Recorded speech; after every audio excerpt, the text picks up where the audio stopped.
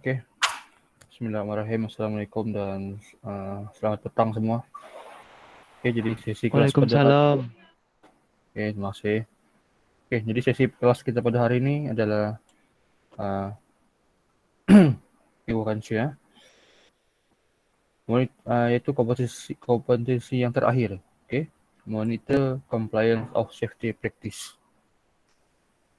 Oke, ini adalah kompetensi yang terakhir di mana kita untuk kursus welding supervision nih DMP 4123. Oke. Dia di akhir kita belajar penutupnya adalah keselamatan. Ya, biasanya kamu setiap subjek awal-awal itu safety kan, awal-awal itu safety, keselamatan, pengamalan keselamatan. Tapi berbeza dengan kursus pada kali ini.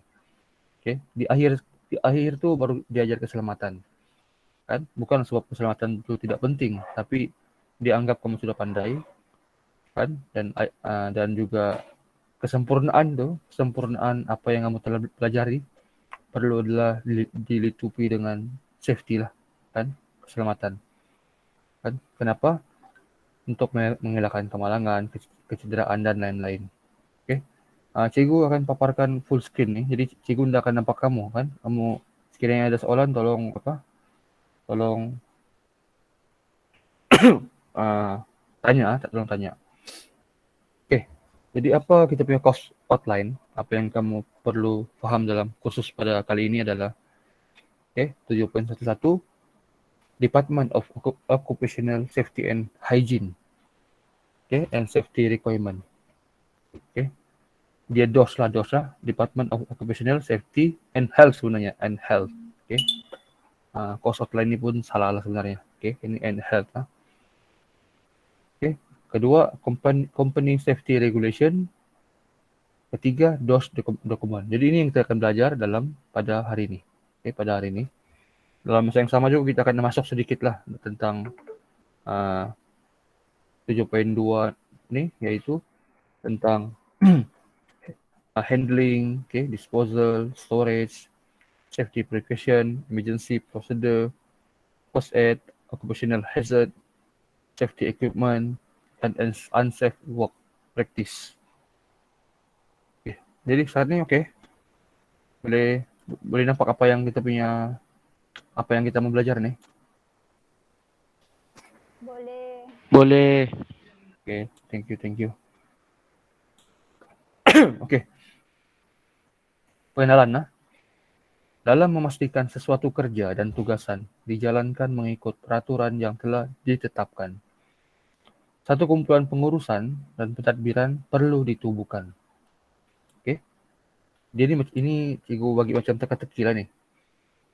Kumpulan ini merupakan kaki tangan syarikat atau pakar perunding yang diambil untuk memantau perjalanan pengurusan dan pentadbiran keselamatan dan kesehatan di sebuah industri. Apa nih? Kumpulan apa nih yang cikgu maksudkan di sini? Ada yang boleh jawab kah? Apa nama kumpulan nih? Untuk memastikan suatu kerja dan tugasan dijalankan mengikut peraturan, kan satu kumpulan pengurusan dan pentadbiran perlu ditubuhkan. Apa nama kumpulan nih? Jawatan kos apa? Ada yang boleh respon?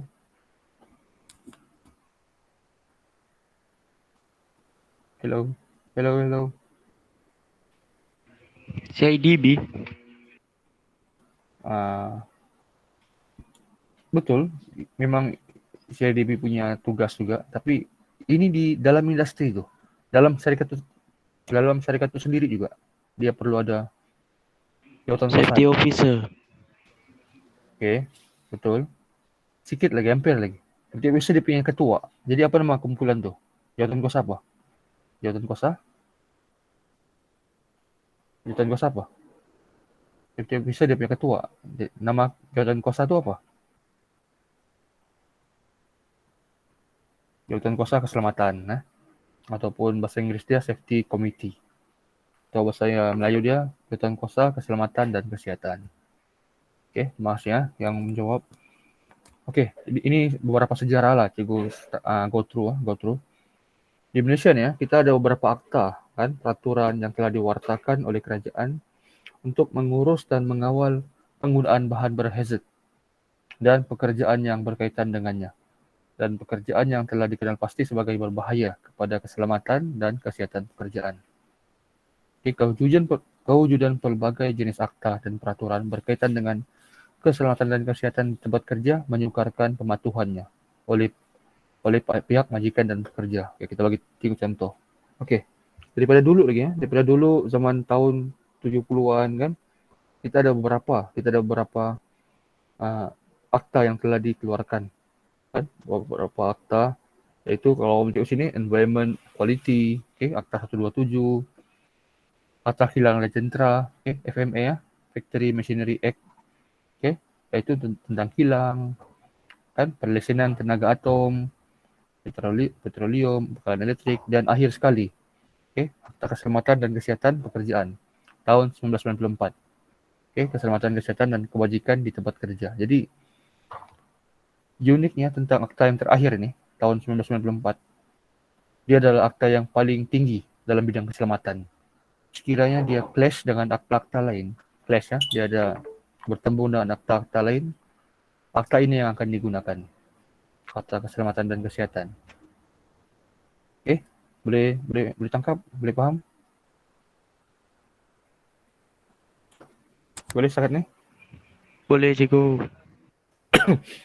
Jadi jika akan tanya kan soalan apa akta yang paling tinggi tentang keselamatan, kita kena guna akta nih.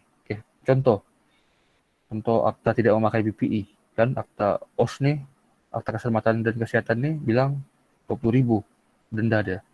Tapi akta lain, contoh akta Kilang Legendra, dendanya mungkin 15.000. Jadi bila ada dua tuh, ada clash, bertembung, tidak sama, kita akan ambil yang akta OS nih. Ini yang paling tinggi. Inilah JKK, Jabatan Kuasa Keselamatan dan Kesehatan. Kenapa kita perlu wujudkan Jabatan Kuasa Keselamatan ini? Sebab dia adalah wajib. Salah satu peruntukan yang terkandung dalam Akta Keselamatan dan Kesehatan Pekerjaan. Akta itu sendiri, dia telah memperuntukkan sebuah syarikat perlu menubuhkan JKKP di tempat kerjanya. Setiap syarikat tu wajib wujudkan satu jabatan kuasa. Jabatan kuasa tersebut bukanlah pengganti tugas dan tanggung jawab majikan terhadap keselamatan. Dia adalah sebagai pengumpulan pakar keselamatan dan kesihatan dalaman yang mewakili semua tenaga kerja organisasi yang akan bersama majikan mengatur sendiri pengurusan keselamatan dan kesihatan suatu organisasi. Bermaksud, dorang nih, jabatan kuasa nih, dorang hanya menasihat majikan. Contoh, kan kamu kerja IOI, kan si Izul kah, si Adam kah, kan si Adam mungkin manager, si Erika mungkin PA ataupun setiausaha, si Irfan mungkin operator, pekerja. Kamu, si Erika setiausaha sama si Adam, mana tahu masalah kerja si Irfan? Operator, dia tak tahu apa kerja si Irfan, bahayanya macam mana. Jadi kita perlu wujudkan satu organisasi untuk kita meeting, khas untuk keselamatan saja. Kita tak cerita pasal sembang politik, tak cerita pasal siapa yang menang bola, kan? Siapa yang berperang, Rusia ke apakah, tidak. Kita fokus kepada safety saja. Kan? Si Irfan bilang tempat kerja ini bahaya. Banyak pisau, banyak tajam. Macam mana mau ubah? Macam mana mau hilangkan bahaya tu? Di situ kita bincang. Boleh sangat nih? Boleh tangkap? Boleh ya? Boleh. Terima kasih. Cikgu akan lanjut sedikit. Apa tu penubuhan jabatan kuasa? Apa objektif kita? Iaitu untuk memupuk, jabatan kuasa yang kita wujudkan ni, kerjasama dan perundingan di antara pihak pengurusan dan pekerja dalam mengenal pasti, menilai dan mengawal bahaya di tempat kerja. Cikgu ceritakan tadi, kan si Adam dia bos, dia nggak tahu pun apa yang berlaku dengan si Irfan, si Rika, si Reds kan. Jadi inilah kita punya meeting, kita kan bincang di situ. Mungkin si Reds bilang tempat kerja aku ini bahaya sebab dia punya weldingnya mungkin terlampau balik-balik sakit mata kan. Jadi kita bincang macam mana supaya kenapa boleh sakit mata kan. Kita akan cek balik dia punya helmet tu okey ke tidak, dia punya cermin tu masih okey ke kan. Hantar si Reds pergi cek cek kesihatan, masihkah dia kompeten. Dan kita kena pastikan pekerja kita tu kompeten untuk bekerja. Kalau tidak kompeten, jangan bekerja. Kedua, saluran komunikasi yang berkesan. Kan? Bincang. Di situ kita masa kita bincang. Okey kerja ni untuk si Rezwan. Okey. Terusnya, meningkatkan minat dan motivasi semua pihak pengurusan dan bekerja di tempat kerja berkenaan keselamatan dan kesihatan. Okey, apa lagi? Okey, itu tadi dia punya syarat-syarat. Sekarang tentang keahlian dia. Siapa yang boleh jadi ahli JKKP ni? Jabatan Kuasa Keselamatan ni. Siapa dia punya anggota? Okey. Pertama pengurusi. Pengurusi ni mestilah bos. Kan, majikan, pengarah, head of director, CEO. Kan, mesti yang ketua. Bukan pengurusi ni operator, SU ke, setiausaha ke, bukan. Dia mestilah bos, yang paling bos. Kan? Kenapa yang paling bos? Supaya dia tahu apa yang berlaku dengan company tu. Kan? Tapi masalah sekarang kita, banyak yang bos nak mau datang. Dia kirim dia punya EJK yang datang. Itu kesilapan lah. Jadi dia tidak tahu apa yang berlaku dalam sebuah company tu. Okey, seterusnya setiausaha. Setiausaha. Setiausaha ni siapa?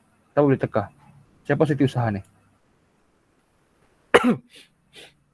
Siapa setiausaha? Okey, Irfan boleh teka. Siapa setiausaha ni?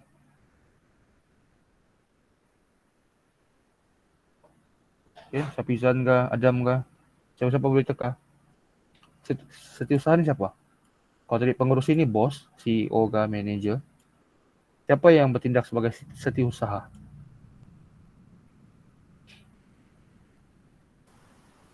Penolong dia. Bukan. Tadi si Izul ada cakap awal-awal tadi. Siapa setiausaha?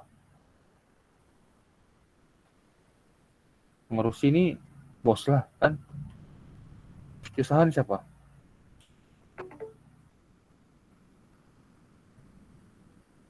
Ada yang boleh jawab? Arwan kah? Okey dah, tadi yang boleh teka. Siapa setiausaha? Safety. Betul lah. Safety officer. Betul. Betul. Safety officer. Setiausaha mesti safety officer. Kenapa mesti safety officer? Sebab dia yang tahu tentang keselamatan. Kan? Dia yang tahu macam mana meeting ni terarah di mana. Kan? Kalau setiausaha ni engineer atau setiausaha ni penolongnya, tidak tahu meeting ni ke mana. Sembang tertarik lah. Kan? Tidak akan ada jawapan. Jadi setiausaha ni mesti safety officer. Jadi pengerusi dia akan tanya nasihat setiausaha. Jadi safety officer apa kamu punya pendapat? Dia akan bagilah, jangan begini-gini. Pengerusi akan putuskan, okey betul juga, kita akan buat. Baru kita laksanakan. Jadi setiausaha ni mesti orang yang penting lah. Dalam meeting ni dia perlu ada. Kalau dia tiada, meeting tu tidak akan berjalan. Sebab tiada orang yang pakar di sini. Dalam meeting ni tidak yang pakar. Okey. Lepas tu wakil daripada majikan. Okey, 2 atau 4 orang. Di sini adalah dia punya penolong tu lah. Macam Erika kata tadi, engineer ke. Kan? Engineer ke ataupun supervisor ke. Dan wakil daripada pekerja. Dan dari si Irfan tadi, dia bagian cutting. Si Rezwan bagian welding. Okey lah, ada 2 orang. Jadi di sini orang boleh bincang. Tempat saya ndak oke nih. Balik-balik mesinnya selalu tajam. Balik-balik terkena kulit. Kenapa boleh terkena kulit? Tidak pemagaran kah? Tidak handling yang baik kah? Kita boleh bincang di sinilah. Boleh sepakat nih. Boleh paham benda nih. Boleh. Ya, ini jadi cikgu mau kongsi siapa-siapa di sini kan yang mau jadi setiausaha nih. Jadi setiausaha sekarang ada kursus dia. Kan kamu boleh ambil sekarang dalam mahal sedikit dalam 3.000 lebih. Dalam 3.000 lebih. Ada kursus part time, ada kursus full time. Kalau macam kamu nih sekarang, kamu boleh ambil Sabtu Ahad lah. Kan dapat sijil, nanti kerja kamu boleh jadi security officer. Kan sebab kerja ya nih sangat meluas. Semua industri wajib ada security officer. Wajib. Kan jadi kamu kena ambil lah peranan nih dan ambil peluang nih. Oke, next. Ini cikgu akan bagi laju sedikit apa dia punya fungsi. Ini tadi cikgu sudah ceritakan dia punya objektif kan. Jadi dia punya fungsi ini membantu penyediaan, pelaksanaan, penyemakan. Dasar-dasar ini kita akan bincang balik. Oke ke dasar kita sekarang? Kan itulah dalam kilang kamu akan nampak. Hari ini tiada kemalangan. 1 tahun ini tiada kemalangan. Baguslah. Kan kalau macam tahun ini 3 kemalangan. Tidak cantiklah rekod company itu. Menandakan company itu tidak selamat. Mengkaji dan melaporkan kepada majikan keadaan dan amalan yang tidak selamat. Kan? Inilah masanya. Kan? Kalau contohnya si Izul bagian elektrik. Time meeting dulu dia akan masanya untuk memaklumkan. Buat kerja saya tidak selamat. Banyak wayar-wayar yang mengganggu lantai. Di sini kamu bincang. Dan perlu ada keputusan. Memeriksa tempat kerja sekurang-kurangnya sekali dalam 3 bulan. Kamu akan buat pemeriksaan. Periksa tempat ni oke kah? Adakah dia punya tempat selamat, tempat kerjanya? Kamu buat audit. Kan? Membincangkan segala pemerhatian, merekodkan segala butiran. Membuat cadangan, penambahbaikan, tindakan pemulihan. Bila mesti ada cadangan lah. Kan mustahil juga tempat tu selamat jangan. Mesti ada juga tempat yang kita boleh tambah baik. Kan? Menyiasat, membincang hasil siasatan yang membuat cadangan kepada pihak urusan. Kan inilah masanya kita berbincang. Kan apa yang tidak betul, apa yang betul, di sinilah masanya kamu maklumkan lah. Oke, ini ya paling penting menjadi platform pekerja membuat sebarang aduan mengenai perkara-perkara yang boleh memudaratkan keselamatan dan kesehatan mereka dan membuat perundingan antara pekerja dan majikan. Di sinilah kamu berunding. Bos, saya tidak bertampung welding. Kenapa? Begitulah, mata sakit. Jadi kita tukar. Mungkin kamu daripada welder, kamu jadi operator. Bagian yang ringan-ringan ya. Dan sebab mata kamu sudah rosak. Itulah kita punya tujuan. Kalau kamu diam-diam, tidak bolehlah. Sampai buta mata nanti. Kan? Ada yang bagi tahu, bos saya tidak boleh tukar buat kerja nih. Bolehkah kerja lain yang lebih ringan? Ini masalah dia. Menjalankan kerja-kerja pendakwaan terhadap majikan dan industri yang tidak mengikut peraturan serta undang-undang keselamatan dan kesehatan. Apa-apa yang kamu bincang akan direkodkan dalam minit. Kan jadi sekiranya ada berapa kemalangan, kamu akan nak cek balik dalam minit kamu nih. Adakah kamu berbincang tentang keselamatan nih, bla bla bla bla. Inilah masanya kamu berbincang lah. Kita habis sudah tentang JKKP. Kita belajar sedikit tentang risiko kecuaian. Siapa yang boleh terangkan cikgu apa nih unsafe act dan unsafe condition? Adakah yang boleh berkongsi? Adam kah, Harwan kah? Apa tuh unsafe act? F macam lupa saya cikgu. Lupa. Itu macam apa? Persekitaran ke itu apa kata cikgu? Unsafe condition kah? Itu persekitaran tuh yang condition. Condition kan. Kalau act ni apa? Unsafe act. Siapa? Si Izul kah? Reds kah? Mungkin boleh kongsi apa unsafe act? Oke, tidak apa. Unsafe act nih tindakan tidak selamat. Maksudnya kecuaian diri sendiri. Oke. Unsafe condition nih persekitaran yang tidak selamat. Oke, Irfana, tindakan tidak selamat. Nah, betul lah. Unsafe act. Oke, jadi faktor kemalangan ada dua nih. Unsafe act, unsafe condition. Pertama, tindakan diri sendiri yang tidak selamat. Cuai, kan, sambil lewat, datang lewat kah, kelang kabut. Nah, itu unsafe act. Okay? Yang mengakibatkan kemalangan akibat diri sendiri, kecuaian ataupun orang lain lah. Kawan-kawan bermain, terlampau bermain, okay? Itu unsafe act. Unsafe condition, persekitaran, peralatan rusak, kabel yang putus, kabel yang koyak, dan macam-macam lagi lah. Kan? Benda yang di luar kita punya, kita punya tindakan. Bagian persekitaran, inilah unsafe condition. Okay, jadi dua nih menyumbang kepada kemalangan ataupun risiko kecuaian lah sekiranya ada. Jadi dua-dua ini kita kena jaga. Kamu bekerja nanti, pastikan dua-dua nih tidak ada berlaku sama kamu lah. Oke, cikgu akan lajukan sedikit. Oke, ini tentang nota-nota pengendalian. Oke, kita macam mana walaupun kita sudah kita sudah jaga betul, tapi mesin pun kita kena jaga. Ini adalah unsafe condition. Persekitaran tuh, kan dia boleh mengakibatkan kemalangan. Oke, setiap pekerja perlu berhati-hati semasa mengendalikan mesin. Pekerja tidak digalakkan memakai pakaian yang toge, oke, atau melepaskan rambut yang panjang berdekatan dengan mesin yang berputar laju. Oke. Jadi kamu tolong pakai jangan pakaian yang longgar, kan? Bukanlah pakaian yang ketat, tapi pakaian yang selesa. Oke, rambut pun mesti diikat kalau perempuan, kan? Ataupun lelaki yang panjang mesti kita ikat dan juga smart. Oke, tidaklah mengganggu ketika bekerja. Jadi jangan balik-balik pegang mata atau menutup mata. Itu rambut yang tidak smart lah, tidak baik. Mesin yang pada kedudukan tetap hendaklah dilengkapi dengan ciri-ciri keselamatan seperti switch kecemasan, dan switch ini pula perlu diuji dengan kerap untuk memastikan keberkesanannya. Oke. Switch dalam mana-mana mesin perlu ditekan ada berkala.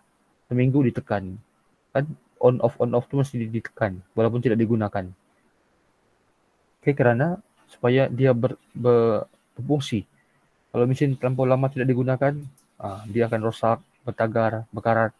Itu akan mengakibatkan kerusakan mesin, dan bila kita mau gunakan tidak boleh digunakan sebab rusak. Oke, switch kecemasan juga mesti mudah dicapai dan dilihat. Oke, warna merah atau kuning. Oke, ini switch yang penting. Oke, kita perlu letakkan dia dalam warna merah ataupun kuning supaya kita nampak. Kan kita nampak sekiranya kita berlaku kecemasan. Kalau bukan kita pun kawan kita. Contoh kawan kita tengah mau buat tekan mesin terkisar tangan dia sendiri itu rambut. Jadi kawan yang lain tuh mesti nampak. Dia perlu nampak mana mau ditekan. Sebab dalam masa yang kelang kabut kan kita mau cepat. Nanti kamu tekan butang makin kasih laju lagi, patahlah tangan dia. Kan jadi nampak mana butang yang kita mau tekan. Oke. Selain itu juga switch tidak dapat menghentikan mesin dengan serta-merta. Mesti ada stop switch. Kita tekan stop, dia akan terus mati. Oke. Mesin tidak boleh dijalankan semula sebelum diuji secara manual. Oke. Kita perlu uji, kita boleh buat secara otomatis, mesin itu juga boleh digunakan secara manual. Oke, next. Mencegah kebakaran. Oke, selain daripada mesin kita perlu tahu juga macam mana apa bahan-bahan yang boleh mengakibatkan kebakaran. Contohnya dalam case ini adalah bahan kimia yang boleh menyebabkan kebakaran. Oke, bahan kimia yang mudah terbakar tidaklah disimpan mengikut peraturan. Dihalang atau dilarang menghisap rokok berhampiran dengan bahan kimia. Oke, kalau kamu macam ada rezeki pergi Petronas di Labuan, bukan setakat rokok, handphone pun tidak boleh bawa, kan? Sebab dia punya medan magnet tuh boleh mengakibatkan kebakaran, kan? bukan sangat rokok handphone pun, alat-alat telekomunikasi, walkie-talkie kah, radio kah, apakah, TV kah, apakah, tidak boleh dibawa dalam kilang. Itu dia punya safety sangat tinggi lah, kan? Kita mau elakkan kebakaran. Dilarang atau menggunakan atau menyalakan api berkaitan dengan bahan kimia. Apalagi api, kan? Sedangkan telekomunikasi pun tidak boleh. Itulah kenapa kita di sel minyak, kan? Sel minyak kita tidak boleh guna telepon lah. Oke, next. Tidak 5 slide lagi ya. Menyimpan bahan kimia dalam bilik berasingan dan jauh dari kawasan mudah terbakar. Itulah kita kena letakkan bahan kimia dalam bahan, jangan campur dengan bahan-bahan lain. Karena kita mau elakkan kebakaran tuh. Dan elakkan orang keluar masuk bahan-bahan yang bahaya nih. Operasi yang mudah terbakar seperti kerja kimpalan, pemotongan logam hendaklah dilakukan jauh daripada bahan kimia. Itulah untuk makluman kamu. Dalam bekerja, kita ada satu jawatan, yaitu fire watcher. Fire watcher. Sebelum kita buat kerja-kerja api nih, kimpalan, pemotongan, dia perlu cek dulu. Bahan kimia adakah dalam nih? Dia perlu cek, selamat, baru dibenarkan welder ataupun operator buat kerja. Menyadarkan kesan bahaya daripada pembekal jika membeli bahan kimia. Bahan kimia ni kita perlu tahu, bolehkah terdedah dengan kita punya udara, hidung, SOP apa yang kita pakai, PP apa yang kita pakai, kan? Kalau tidak nanti bahaya, masuk melalui hidung, kan? Mata kah, merangas di kulit kah? Nah, kita perlu tahu dulu apa bahan kimia yang kita gunakan, baru kita pakai. Memastikan rekod penggunaan, stok bahan dan pembekal. Kita perlu tahu rekod penggunaan kita. Benda kimia ni berapa lama orang boleh terdedah, kan? Macam bunyi bising lah, bunyi bising. Bunyi bising tidak boleh terdedah terlalu lama dengan orang. Bila terdedah terlalu lama, boleh mengakibatkan tuli, pekak, tidak dengar, kan? Ada masa-masa tertentu terdedahan terhadap manusia lah, kan? Bila sudah dia kerja pagi ni, tidak boleh dia kerja besok. 2-3 hari baru boleh kerja. Last kali ya. Kita sudah belajar tentang DOS semua, keselamatan semua tadi. Apa dokumen-dokumen yang kita perlu simpan? Antaranya adalah penyertaan AM dasar, yaitu dasar yang menjelaskan tentang ringkas tujuan dan tanggungjawab majikan yang memberi tumpuan keselamatan. Ini adalah dasar keselamatan. Kalau di KW kamu akan nampak di depan pintu pagar tu, menyatakan kita adalah concern terhadap keselamatan warga kita. Murid, guru, staf, pelawat, AKP, pekerja pembersihan, pekerja kawalan keselamatan. Maksudnya kita menyatakan kita punya concern, kita punya ambil berat terhadap keselamatan. Ini perlu dinyatakan. Itu juga dengan kilang dan lain-lain. Kita perlu nyatakan. Pentingan amalan, keselamatan, dan kesihatan di setiap peringkat dan semua jenis aktiviti. Kita perlu nyatakan, yaitu dalam bentuk bertulis. Bukan setakat bercakap, kita perlu bertulis dan perlu dipamerkan di depan orang. Kan? Yaitu depan pagar yang semua orang boleh baca. Yang kedua, organisasi. Di sini kita menyatakan senarai tanggung jawab peringkat pengurusan dan terhadap keselamatan. Apa tanggung jawab bos-bos nih? Apa tanggung jawab penyelia? Tanggung jawab kaki tangan sokongan, dan juga bagi tahu juga apa peranan pekerja dalam mengimplementasikan dasar yang mana semua pekerja bertanggung jawab, dan juga struktur dan fungsi-fungsi jabatan kuasa keselamatan dan kesihatan. Kita perlu pastikan apa tugas-tugas tu, kan? Tugas kita sudah bagi tahu, perlu pakai PPE, perlu pakai mask. Jadi bila pekerja tidak guna, kita boleh saman orang, kita boleh denda. Sebab kita sudah nyatakan orang punya tanggung jawab. Dan akhir sekali ya, sebelum kita tamat, susunan dan prosedur.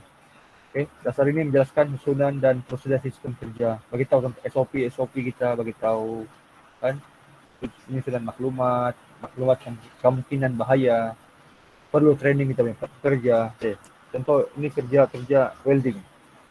Kerja kita mesti pandai welding, kan? Ini kerja otomotif. Okay. Kerja kita masih tahu tentang otomotif. Okay. Ini dia punya, ini cikgu bagi dia punya apa? Dia punya summary ya, dia punya kesimpulan.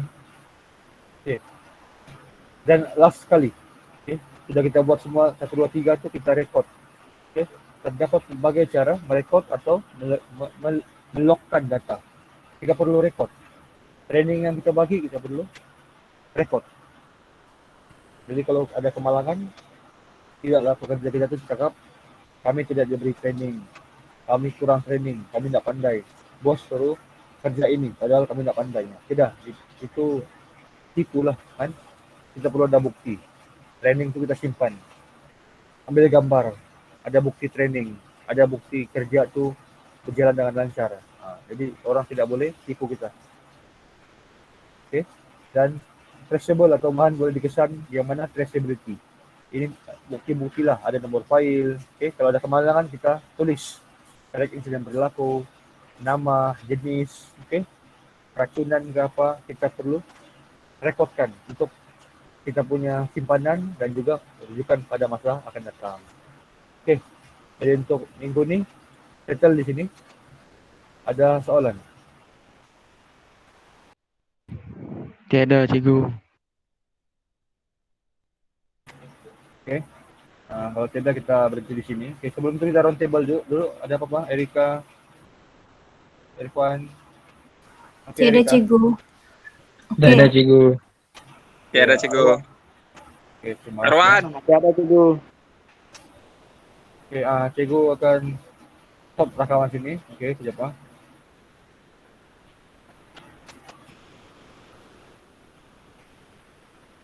Okey, sekejap.